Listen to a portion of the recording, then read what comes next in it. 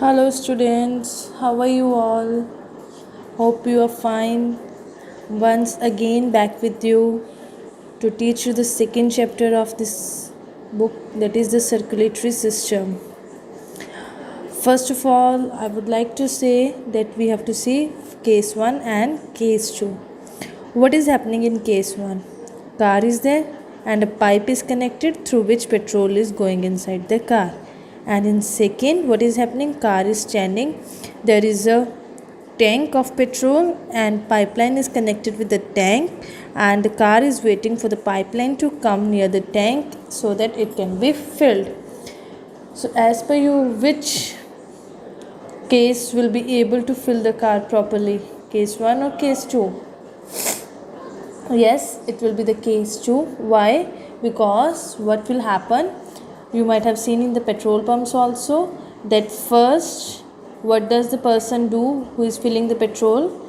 He first always inserts the pipeline into the tank, then he marks the reading over here, how much petrol we want to get it filled, that is the amount. Then he takes out this pipe from the tank and then he goes near the car so that the car can be filled. But in this system, in case 1, we have not been shown any of these conditions because it is directly getting linked. So there is a chance that maybe the amount is not entered. If we will not enter the amount, petrol will not start coming. So in this, the system is not shown all these things, but in case 2 it is shown. That is why from case 2 we can get the petrol in a tank.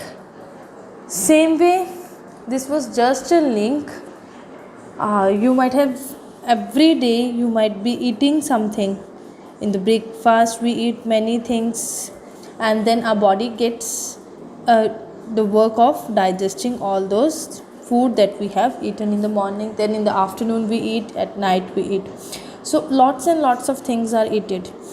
So in that food, why do we eat that food? So that we may get the nutrition out of it. So nutrition that we get from the food and the digestion that we do when we eat the food, it is of no use until and unless the food that we have digested and the nutrients that were present in the food are transported to our alimentary canal and to all the body cells. That means our body is made up of many cells. So each and every cell needs different types of nutrition.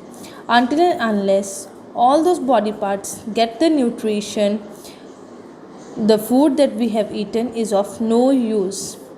And why do the cells need that nutrition? They need because they want energy to perform the activity that the cell is specialized in doing. So that is why.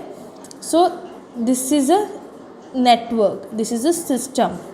What happens? We eat the food from our mouth, it goes to our stomach, and then stomach digests that food, takes out the nutrition with the help of a pipeline system. Means through certain systems it sends the energy to various parts of our body, and then we get that we get that energy and we are able to do our work properly. So the pipeline which transport the nutrient is known as the circulatory system. So full this circulation means जो जितना भी ये process हो रहा है वो एक pipeline के थ्रू कनेक्टेड है. मतलब एक पाइप लगी हुई है, एक सिस्टम बना हुआ है जिसके फ्लो के थ्रू हमारे सारे के सारे न्यूट्रिएंट्स हमारी बॉडी के डिफरेंट पार्ट्स में ट्रांसफ़र होते हैं. That is known as the circulatory system. The system which helps in transporting nutrients and other substances from one part of the body to other part of the body is known as circulatory system. तो जो system हमारी one part of the body से दूसरे part of the body तक सारे के सारे nutrients को, या फिर जितना भी हमने डाइजेशन किया है उसमें जो इम्पॉर्टेंट कंपोनेंट्स थे फूड में, वो एक पार्ट से दूसरे पार्ट में पहुंचाने में हेल्प करता है. That is known as the circulatory system. Majorly it has the 3 parts. First is the blood, second is the heart, and third is the blood vessels. So you all might have heard about blood. Blood क्या होते हैं? खून जो हमारी body में present होता है. तो वो क्या होता है? हमारी बॉडी में सारा का सारा ब्लड एक जगह से दूसरी जगह फ्लो करता रहता है, from one organ to the other organ. Heart जो हमारे ब्लड को एक ऑर्गन से दूसरी ऑर्गन में पंप करता है, मतलब कि दूसरे ऑर्गन में पहुंचाने का काम करता है. और ब्लड वेसल्स जो हमारे मैसेंजर्स का काम करते हैं, मतलब पाइप्स का काम करते हैं. Arteries, veins and capillaries. तो ये ब्लड वेसल्स होती हैं, नसें जो हमारी बॉडी में होती हैं. ये क्या काम करती हैं? ब्लड को हार्ट से लेके पूरी की पूरी बॉडी में ट्रांसपोर्ट करने का काम करती है, ताकि हमें न्यूट्रिशन मिल सके और एनर्जी मिल सके, so that we can perform our day to day activities. So what is blood? Blood is a red colored fluid which transport nutrients to all parts of the body. तो इसका colour कौन सा होता है? Red colour का होता है. एक लिक्विड होता है. फ्लूइड मीन्स अ लिक्विड जो ट्रांसपोर्ट करता है हमारे nutrients one part of the body to the other part. इसके अंदर छोटे छोटे सेल्स होते हैं which are known as RBCs और else they are known as red blood cells. तो RBC is the other name of red blood cell, और इनको एरिथ्रोसाइट्स भी कहा जाता है. RBCs, other name of RBCs is erythrocytes also. ठीक है. तो ब्लड के अंदर सेल्स होते हैं which are known as RBC और रेड ब्लड सेल और एरिथ्रोसाइट्स. ठीक है. Next are the blood vessels. तो ब्लड वेसल्स हमारी बॉडी में 3 टाइप की होती हैं. One is the arteries, second is the veins and third is the capillaries. Arteries क्या करती हैं? ये हमारे हार्ट से शुरू होती हैं, और जितना भी हमारी बॉडी में साफ खून होता है, मतलब प्योर ब्लड होता है, वो एक पार्ट वो हार्ट से लेके सारे के सारे बॉडी को देती है. ठीक है. Blood vessels originate from heart and distribute pure blood to all parts of the body. मतलब क्या है? ब्लड वेसल्स हार्ट से निकल के जितना भी प्योर ब्लड होता है वो सारे के सारे बॉडी पार्ट्स को डिस्ट्रीब्यूट कर देते हैं. वेन्स ये क्या करते हैं? जितना भी हमारी बॉडी में गंदा खून होता है वो सारा का सारा इकट्ठा करती है सारे के सारे बॉडी पार्ट्स में से, और जाके हार्ट को दे देती है. Collects impure blood from all the parts of the body and pour it into the heart. मतलब ये सारा का सारा प्योर ब्लड हार्ट से लेके आर्टरीज कहाँ डिस्ट्रीब्यूट कर देते हैं? पूरी की पूरी बॉडी को. और वेन्स क्या करते हैं? सारा का सारा गंदा खून ब्लड में से बॉडी में से लेके वो हार्ट को दे देते हैं. दोनों उल्टा काम करते हैं. ठीक है. Capillaries thin blood vessels present at junction of artery and when. तो ये पतली पतली नसें होती हैं जो जब दोनों मिलती हैं, जंक्शन मीन्स जब आर्टरीज और वेन्स मिलते हैं, उनके जॉइनिंग पॉइंट पे अटैच्ड होती है. Let me show you the photos of artery. These are the arteries. ठीक है. Red blood cells look like this and blood looks like this. These are the veins. ठीक है. And these are the capillaries. मतलब ये artery है, ये when है, और ये जो उनकी आपस में मिल रही हैं, दीज आर द कैपिलरीज. ठीक है. So now we will see what is the function of the blood. blood इतना important क्यों है? उसके ऐसे क्या functions हैं हमारी body के अंदर? helps to transport digested food from alimentary canal to all parts of the body. तो blood के कारण जो हमारी body में फूड डाइजेस्ट होता है, जो हमारा स्टमक डाइजेस्ट करता है फूड, वो हमारा ऑर्गन एलिमेंट्री कनाल से लेके सारे के सारे बॉडी पार्ट्स को ट्रांसपोर्ट कर देते हैं, ताकि सारे के सारे बॉडी पार्ट्स को अपने अपने न्यूट्रिएंट्स मिल सकें और अपने अपने सारे के सारे बॉडी पार्ट्स काम कर सकें. Helps to transport oxygen for respiration. तो जितनी भी ऑक्सीजन है, O2 इज़ ऑक्सीजन. ठीक है. तो रेस्पिरेशन क्या होता है? ब्रीथिंग, जो हम सांस लेते हैं. हम क्या सांस लेते हुए कौन से गैस अंदर लेते हैं? ऑक्सीजन. तो वो जब हमने ऑक्सीजन लिए तो वो लंग्स तक पहुंचाना वो कौन करता है? ब्लड करता है. हमारे ब्लड में ऑक्सीजन मिक्स हो जाती है जिससे हम रेस्पिरेशन कर पाते हैं. It takes CO2, that means carbon dioxide. This is